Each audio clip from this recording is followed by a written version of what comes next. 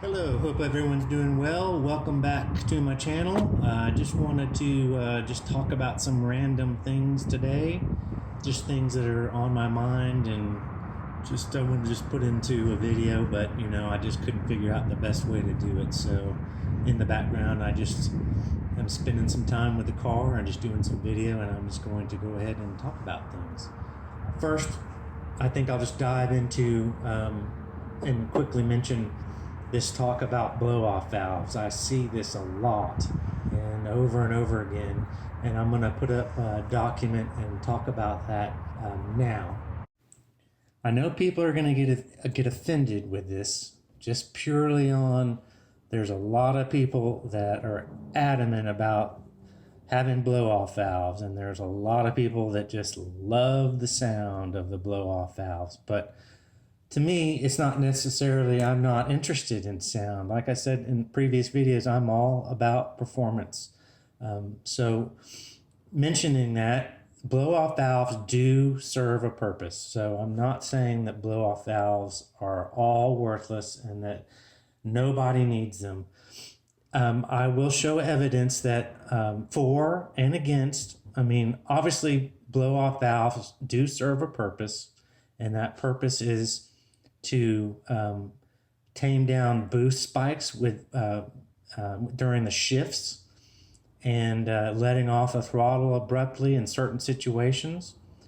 But other than that, blow-off valves are almost purely, in minus those regards I just mentioned, for sound. In these modern cars with all computer controlled and the wastegates, which help to alleviate some of that pressure from shifts in the blowback, or not blowback, but the excessive boost pressure that can come back and see pressure on the turbine wheel. But with that said, I'm going to go and talk about what information I've dug up, and here we go. Titled Q50 3.0 T-Talk Blow-Off Valve Discussion. What do people in the industry say about needing blow-off valves for the Infiniti Q50 and the Q60 VR30 twin turbo motor? I had discussions through email and discussions on Facebook with the Ecutech, and then I reached out to AMW Tuning, the Hussein in Houston. I hope I said his name right, and I don't have a certain relationship with him, but I've asked him some questions because so many people value him as a tuner now. And if that's true and he's a great tuner, then I wanted to seek his advice. So here's, first of all, the comments supporting the idea that not necessarily that blow-off valves had to be had for this car. I mean, obviously, Infiniti didn't choose to equip the car with blow-off valves. People will say, well, the lower horsepower car, the 300 version, can get around not having them. It's not going to be as detrimental for the 300 horsepower version. But then their 400 horsepower Red Sport didn't get equipped with them either.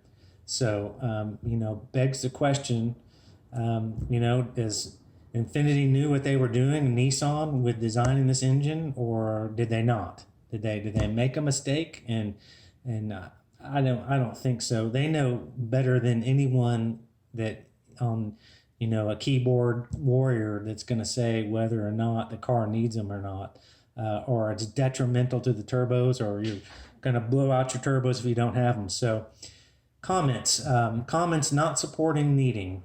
Best way I could come up with it. This is from the Ecutech in my discussion through emails. Tuning. One's tuner can help solve the overboosting while shifting. So the Ecutech engineer, salesperson, staff there told me that your tuner can have a lot to do with tuning for the overboosting and not having the blow-off valves. Point number one. Point number two, overboosting can be controlled with timing and wastegate position. So there are parameters within the software that can be adjusted to lessen the negative effects of not having blow-off valves. Excuse me. And maintaining more timing during shifts will decrease the amount of gas flow, and during the wastegate fully open helps to reduce spikes. Number 3, absolutely no need for blow-off valves on stock cars with factory boost level. That was just a comment made by Ecutech, and just in the general discussion. Number 4, I have seen no evidence to state that the same tune on 2 cars, one running BOVs and one without, had different turbo reliability. Stated from the people that came up with the software to tune these cars. There you go. So number 5, Ecutech, I would recommend, if anything was used, to use a recirculating type of blow-off valves, not to atmosphere. Vent to atmosphere blow-off valves will affect the airflow reading, causing offset learn trims to overrun, and etc. That's what the Ecutech person told me. I fully agree. If there was a great option, an affordable option for a recirculating type of blow-off valve, man, I would jump all over that, because the blow-off valves do have their benefits, and then they also can do things to the car, if not tuned properly, that are negative to the car, and I'll get into that in a little bit more detail. Number 1 from the AMW tuning with my discussion. Running a VR30 engine with or without a set of blow-off valves is similar to intakes. And I took that as, I'm assuming it's based on preference. A lot of people have a lot of opinions on intakes. They're not worth it. Some, like myself, I believe that AMS intake is worth the value of that package. A lot of people will say it gives you no horsepower, or it gives you a whole bunch of horsepower, or it gives you marginal horsepower. Basically, what that is saying, that along with intakes, it's up to the person in their own opinion, but it's not proof. Okay, so AMW tuning. The main benefit of blow-off valves on these cars is sound. I mean, take that for what it is, which, a person that tunes these cars and everyone loves, that's what his comment was. Basically, I mean, he does come around and say that they have a place and they serve a purpose. But number 3, AMW tuning. Whether or not that is going to lead to premature turbo failure is really more heavily dependent on your driving style. So driving style, blow-off valve or not blow-off valve, and how you run your car has a lot more to do with your driving style than just saying you need it or you don't. Number 4, you can absolutely run these cars without blow-off valves. All right, well, okay, so then we're going to get into the comments that show the VR30 and the benefits, why you would want to run them. And these are in smaller numbers. So number 1, Ecutech, harder for your tuner to tune for overboost tuning protection with these cars run differently on a road situation versus the dyno. So some tuners will tune versus how the car runs on the road and shifting gears, which I believe is helpful to do both of these. You've got to do both of these. But a lot of tuners will just tune on the dyno, like the tuner that I had. And some tuners, you can't take your car to them, so they're going to only send you email updates and just revise your tune based on the information and the logs that you give them, which can be sketchy anyways, depending on the person and their knowledge of taking data logs. But there you go. So it's harder to tune for overboosting. So the benefit of having blow-off valves gives you a little more protection in that area. So number 2, I have heard of turbo reliability issues when running higher boost, but that appears to be a non-BOV blow-off valve related. So there you go. That's Ecutech. They've heard of potential turbo reliability issues, but They have no proof that they can point to that says that not having blow-off valves is related to that. Okay, number 3. However, we can't neglect the positive effect that they provide. Just reading the words or the comments from emails and just repeating them here. And these are not my words. So obviously the blow-off valves do have a purpose. So, depending on your needs and your purpose, that's up to you. Number 4 from the AMW tuning. These cars do not experience compressor surge without BOVs. So he's saying that with these cars do see a degree of compressor surge, but is that detrimental compressor surge? Compressor surge can happen in all kinds of different scenarios, with or without. But that's just stating the fact that, yes, there will be some compressor surge. AMW number 5. Blow-off valves help reduce boost spikes in the manifold when letting off the throttle in general, whether at redline or otherwise.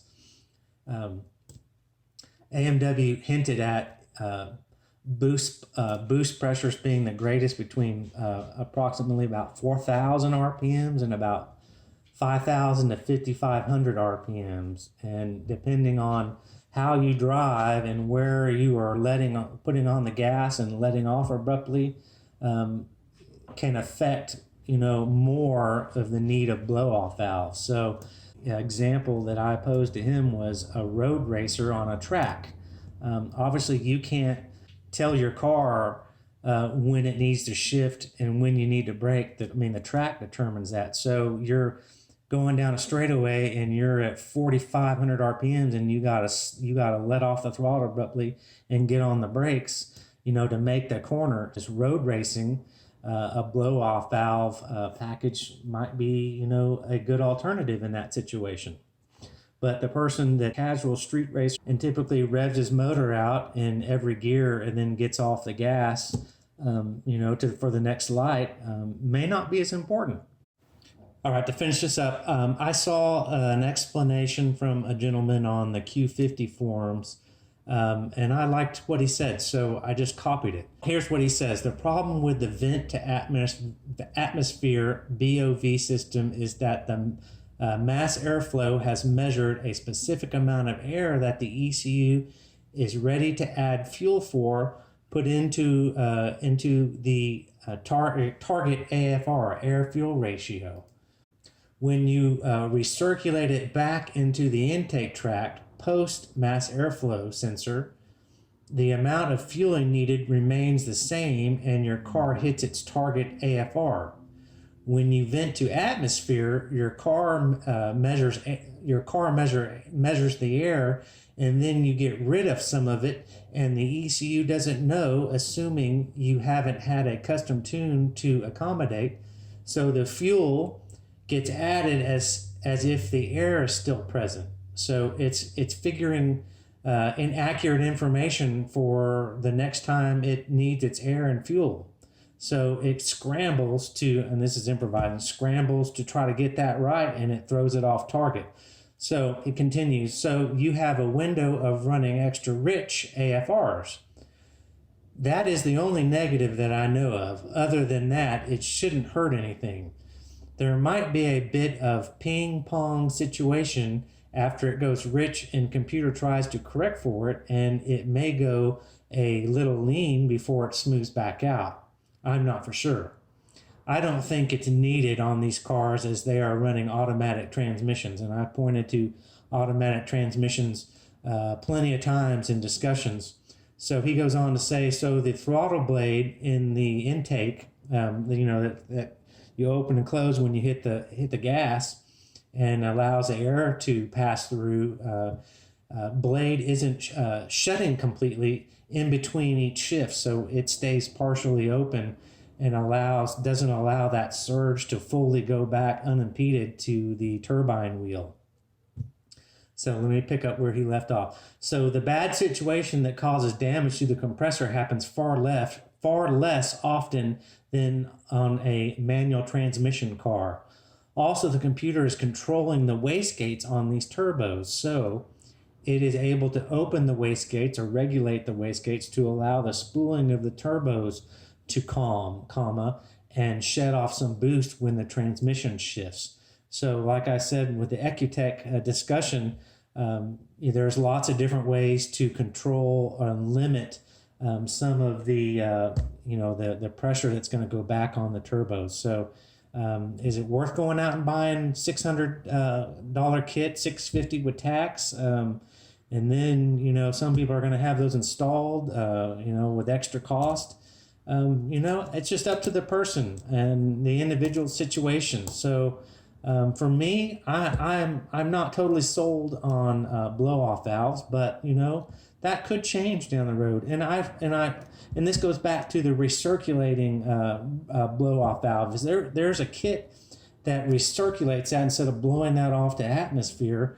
I would be definitely into that. And both of these people mentioned AMW and Ecutech mentioned the recirculating blow-off valve that is not out yet. But that would be the perfect answer for both of these situations. It would recirculate that instead of blowing that off the atmosphere and put it back in line so that the mass airflow and everything read correctly. In a perfect world, that would be the way to do it. So, take this for what it is. It's something that I haven't seen discussed much, but I think it's helpful to discuss it. And, if someone has comments, feel free to leave your comments and we'll discuss it. Okay, just some other random things. I had to just chit-chat. I didn't have to, but I wanted to get back under my car. I just kind of ran out of energy and wanting to tinker with it again. But I got under my car. There's just a little bit of more adjustment that I could have done. I felt my exhaust was hanging down in the back and exposing the pipes, and there was a couple of clamps that I had installed, not ever doing this on my car before, that I had installed the opposite way, and I wanted the clamps to be turned around. So I had to go back under and take the exhaust apart, not from the front portion, but the middle portion and the rear portion, and take those clamps off and spin them around, and then so I could turn them up. There's a lot of issues, and Ecutech brought this up, that people install their exhaust and it hits on the car because the exhaust has movement, and then that causes the engine knock, false engine knock. So I wanted to check everything. I put my jack under there and jacked it up and made it fit a little closer to the bottom of the car, but not close enough that I would encounter noise from the exhaust banging on the frame. And got it to ride up a little bit higher and tighten the clamps down, and I'm just real happy with that. And so the rear portion isn't, if you travel down the road and you hit something, you don't damage your exhausts aren't hanging down, so you don't have as much of a risk of denting them or damaging the rear portion of the exhaust. So other than that, I'm really happy with how the car runs. At 315 horsepower at the crank, and then with this exhaust, I bet you this car is running close to 400 horsepower at the crank. That's pretty awesome. It's really responsive and runs really, really good without a tune. And a little bit of me, is like, man, maybe I could just stick with running this car stock with this little simple AMS intake and the exhaust that I have on there and the heat exchanger and call it a day. But another portion of me, another side of me is like, man, you got to get that extra horsepower. You'll miss that. So still contemplating. The tune is always gonna be there, and I'll have that. But man, the car runs really, really good, and I'm really having a good time with it. Without those little bit of those worries of the tune and the tuning. And Ecutech has brought up over and over and over again that these 19s and even now the 20s have different software. These guys that have 16s, 17s, 18s and are running these, and I don't have any problems, everything's running great. From Ecutech's perspective, they have changed parameters in the tuning from infinity, and it's causing more glitches in these cars and different parameters to run, and more errors to show up, and false errors, and all kinds of DCT, PCM, and TCM, PCM codes. And so that puts a whole nother wrench into the tuning aspect on this, with the 19 and the 20. And Ecutech was talking to me about if I knew someone with a 2020 car, and they could run some tests and some things, because they're running into even more glitches and things that have been changed in the software, and problems that they're running into. So the tuning is not always a guaranteed. Your buddies and online and YouTube and Facebook and all these people, that don't give all the information. I mean, they might be running a 16 Red Sport or a 2017 Q50S, and it's different. And I'm running into those problems having a 19, and they don't have it figured out yet. They have clearly told me that they need some more research, and they have a lot more work to do to get these problems fixed and shortcomings with each ECU parameters. So, just don't think tuning is just, depending on what car you have, is just a ride in the park, because that's not necessarily true. Good for those people that got tuned and have no problems and are happy with everything. God bless y'all. But it's just not that my tune is messed up. It's just that my it's called Nissan Connect. Through the Ecutech Bluetooth dongle. It's just hit or miss. So let's see what else I got to talk about. So yeah, I adjusted my exhaust. I got some pictures there. I'm sure there's more I want to talk about. There's a picture. Get some people asking me, what it looks like on the front of the car with the intercooler. Can you see it? Is it noticeable? So I have that there that I covered in some video. Other than that, everything's running really good. I'm really happy with it, and I got something coming up here in the future. I'm going to tomorrow. Today is Monday, so Tuesday I'm going to break open my account and go buy some new tires, some 275 tires, and I'll show you what I bought and how it performs on the car, and the size difference, and what size I got, and how it fits on the car without, all these lowered suspension people, really worried about a tire is going to fit. I'm stock suspension and I'm rear wheel drive. So I'm going to be doing that in the next few days. So look forward to that. So thanks for tuning in. If you like my content, like and subscribe and share. Do whatever you want to do. If you want to leave hateful things, or you are unhappy with me, or you think I suck, leave those too. It's all good. So thanks for tuning in, and have a good afternoon, and stay safe.